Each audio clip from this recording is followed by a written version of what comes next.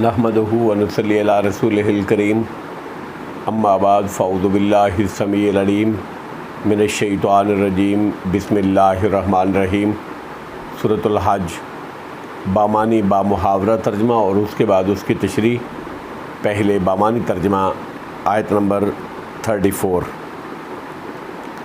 وَلِكُلِّ أُمَّةٍ اور ہر امت کے لیے جعلنا ہم نے مقرر کی منسکن لیذکر رسم اللہ قربانی لیذکر رسم اللہ تاکہ وہ یاد کریں ذبح کے وقت اللہ کا نام، علامہ ان پر جو رضا کو ہم اس اللہ نے دیے ان کو من بہیمۃ الانعام چوپائے مویشیوں میں سے، فإلہکم چنانچہ تمہارا معبود الہ واحد ایک ہی معبود ہے، فلہ سو اسی کے لیے اسلموا تم فرمانبردار ہو جو مطیع ہو جو، وبشر المخبتین اور خوشخبری سنا دیجئے عاجزی کرنے والوں کو۔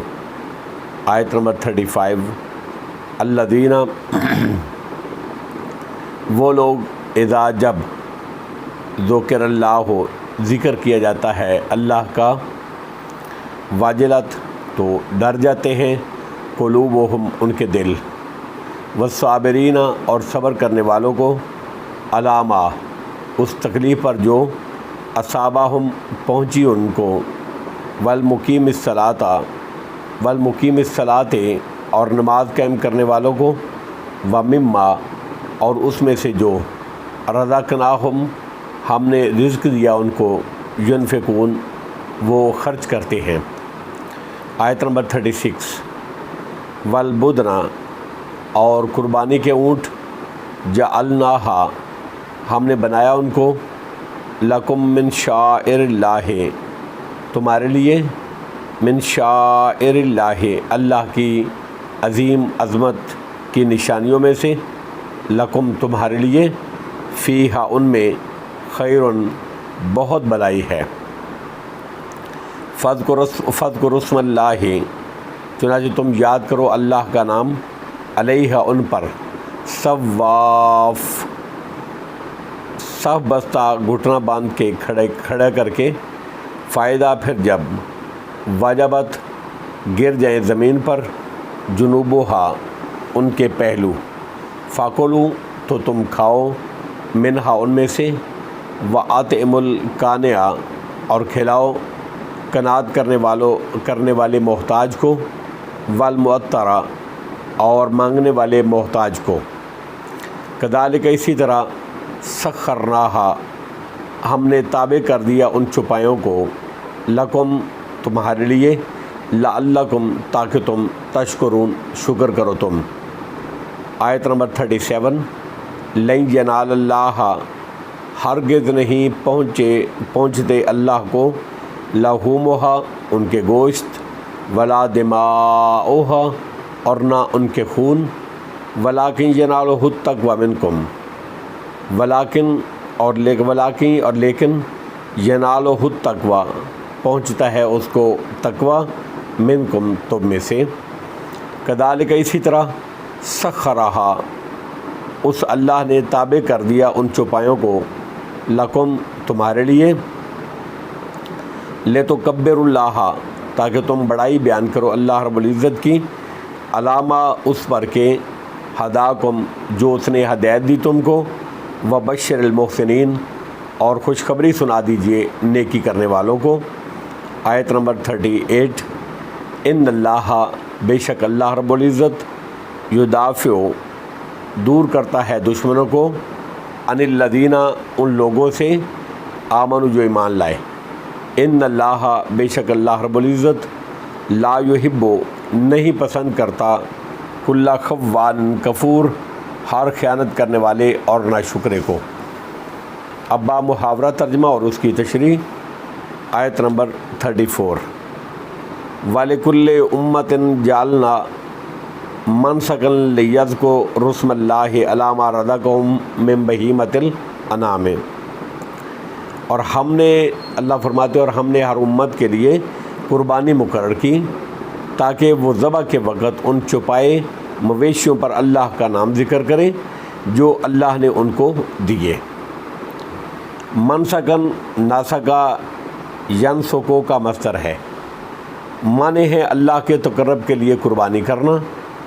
ذبح شدہ جانور کو بھی ناسکا کہا جاتا ہے، جس کی جمع نسک ہے۔ اس کے معنی اطاعت اور عبادت کے بھی ہیں، کیونکہ رضائے الہی کے لیے جانور کی قربانی کرنا عبادت بھی ہے۔ اسی لیے غیر اللہ کے نام پر یا ان کی خوشنودی کے لیے جانور ذبح کرنا غیر اللہ کی عبادت ہے۔ یا منسک سین کی فتح یا کسرے کے ساتھ اس میں ظرف ہے، موضع نہر ذبح کرنے کی جگہ یا موضع عبادت، اسی سے مناسک حج ہے، یعنی وہ جگہ جہاں حج کے اعمال و ارکان ادا کیے جاتے ہیں، جس طرح کہ عرفات، مزدلفہ، منا اور مکہ ہے۔ مطلق ارکان و اعمال حج کو بھی مناسک حج کہہ لیا جاتا ہے۔ مطلب آیت کا یہ ہے کہ ہم پہلے بھی ہر مذہب والوں کے لیے ذبح کا یا عبادت کا طریقہ مقرر کرتے آئے ہیں تاکہ وہ اس کے ذریعے سے اللہ کا قرب حاصل کرتے رہیں، اور اس میں حکمت یہ ہے کہ وہ ہمارا نام لیں، یعنی بسم اللہ واللہ اکبر کہہ کر ذبح کریں یا ہمیں یاد رکھیں۔ فَإِلَٰهُكُمْ إِلَٰهٌ وَاحِدٌ فَلَهُ أَسْلِمُوا، پھر سمجھ لو کہ تمہارا معبود ایک اللہ ہی معبود ہے۔ فَلَهُ أَسْلِمُوا، لہذا تم اس کے لیے فرما برداری کرو۔ وَبَشِّرِ الْمُخْبِتِينَ، اور عاجزی کرنے والوں کو اے میرے نبی اکرم صلی اللہ تعالیٰ علیہ وآلہ وسلم عاجزی کرنے والوں کو بشارت دے دیجیے۔ آیت نمبر 35، الذین اذا ذکر اللہ وجلت قلوبہم والصابرین علی ما اصابہم والمقیم الصلاۃ ومما رزقناہم ینفقون، وہ لوگ کہ جب اللہ کا ذکر کیا جاتا ہے تو ان کے دل ڈر جاتے ہیں، اور جو صابر ہیں اس تکلیف پر جو ان کو پہنچے، اور جو نماز قائم کرنے والے ہیں، اور ہم نے ان کو جو رزق دیا ہے وہ اس میں خرچ کرتے ہیں۔ آیت نمبر 36، والبدن جعلناہا لکم من شعائر اللہ لکم فیہا خیر، اور قربانی کے اونٹ بھی جن کو ہم نے تمہارے لیے اللہ کے شاعر میں سے بنایا ہے، لکم فیہا خیر، تمہارے لیے ان میں سے بہت بھلائی ہے۔ صواف البدن بدنتن کی جمع ہے، چونکہ عام طور پر اس مقصد کے لیے اس کی تسمین کی جاتی ہے اور وہ موٹا تازہ ہوتا ہے، اس لیے بدنتن کہا جاتا ہے۔ فربا جانور بعض اہل لغت کے نزدیک اس کا اطلاق اونٹ یا گائے دونوں پر ہوتا ہے، جبکہ بعض دوسرے اہل لغت نے اس کو صرف اونٹوں کے ساتھ خاص کیا ہے۔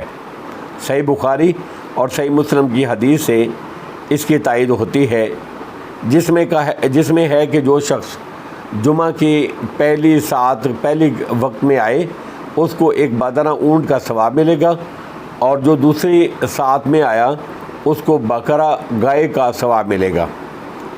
اور حضرت جابر رضی اللہ تعالیٰ عنہ کی حدیث ہے، البدنۃ عن سبعۃ والبقرۃ عن سبعۃ، اونٹ 7 افراد کی طرف سے کافی ہے اور گائے بھی 7 افراد کے لیے کافی ہے۔ البتہ مناسک حج کے حوالے سے کافی ہونے میں گائے اونٹ کے حکم میں ہے، اور مطلب یہ ہے کہ اونٹ اور گائے جو قربانی کے لیے لیے جائیں یہ بھی شاعر اللہ یعنی اللہ کے ان احکام میں سے ہیں جو مسلمانوں کے لیے خاص اور ان کی علامت ہیں۔ آیت نمبر 37، والبدن جعلناہا لکم من شعائر اللہ لکم فیہا خیر فاذکروا اسم اللہ علیہا صواف،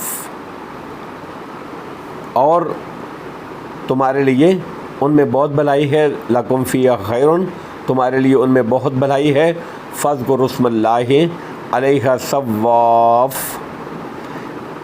لہذا نہر کے وقت جب وہ پاؤں باندھے کھڑے ہوں تو ان پر اللہ کا نام ذکر کرو۔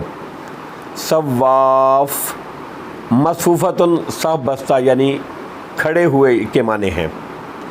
اونٹ کو اسی طرح کھڑے کھڑے نہر کیا جاتا ہے کہ اگلا بایاں پاؤں اس کا بندھا ہوا ہو اور 3 پاؤں پر وہ کھڑا ہوتا ہے۔ فاذکروا اسم اللہ علیہ صواف فاذا وجبت جنوبها فکلوا منها واطعموا القانع والمعتر۔ پھر جب ان کے پہلو زمین پر گر جائیں، یعنی سارا خون نکل جائے اور وہ بے روح ہو کر زمین پر گر پڑیں، تب ان کو کاٹنا شروع کر دو، کیونکہ زندہ جانور کا گوشت کاٹ کر کھانا ممنوع ہے۔ ما قطع من بہیمۃ وہی حیۃ فہو میت، سنن ابی داود کی حدیث نمبر 2858 ہے اور جامع ترمذی کی حدیث نمبر 1480 ہے اور سنن ابن ماجہ کی حدیث نمبر 3216 ہے۔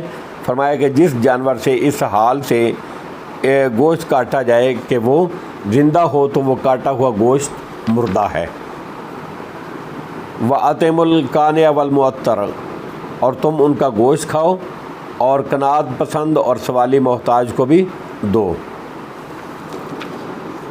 بعض علماء کے نزدیک یہ امر وجوب کے لیے ہے، یعنی قربانی کا گوشت کھانا قربانی کرنے والے کے لیے واجب ہے، یعنی ضروری ہے، اور اکثر علماء کے نزدیک یہ امر استحباب کے لیے ہے، یعنی اگر کھا لیا جائے تو مستحب یعنی پسندیدہ ہے، اور اگر کوئی نہ کھائے بلکہ سب کا سب تقسیم کر دے تو کوئی گناہ نہیں ہے۔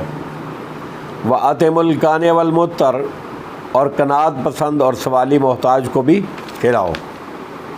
القانع کا ایک معنی سائل کے اور دوسرے معنی قناعت کرنے والے کے لیے کیے گئے ہیں، یعنی وہ جو سوال نہ کرے، اور والمعترہ کے معنی بعض نے بغیر سوال کے قصداً سامنے آنے والے کے کیے ہیں، اور بعض نے قانع کے معنی سائل اور معتر کے معنی زائر یعنی ملاقاتی کے کیے ہیں۔